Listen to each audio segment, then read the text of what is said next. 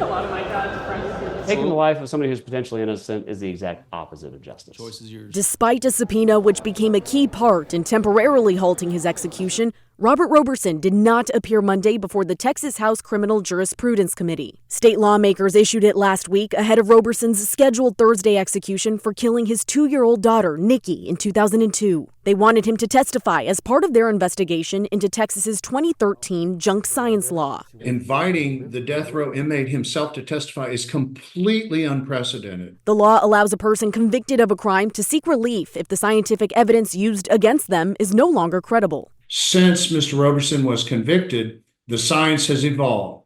Doctors and scientists have since said, we're not as certain as we once thought we were. The bipartisan committee believes Roberson was wrongfully convicted based on a faulty diagnosis of shaken baby syndrome. Lawmakers plan to examine the case during a hearing Monday at the state capitol and hear directly from Roberson. That didn't happen, though, due to an ongoing dispute over whether he'd appear virtually or in person. It is very important that someone be allowed to testify in person, particularly in a life and death situation. Instead, members heard from witnesses who believe Roberson is innocent, including a juror from his trial. She says during it, she was never made aware his daughter had severe pneumonia and other illnesses that could have caused brain bleeding and bruising. Nothing else was ever mentioned or presented to us to consider if it had been told to us, and I would have found him not guilty.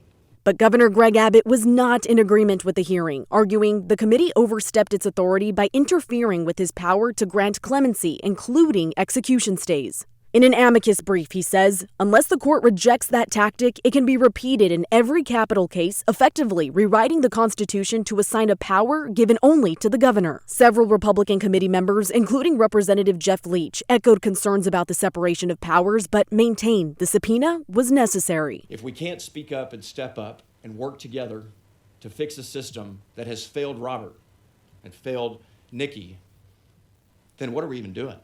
Reporting in Austin, Abigail Velez, CBS Austin News. Thank you for watching. Please hit the subscribe button and get the latest news by downloading the CBS Austin News app.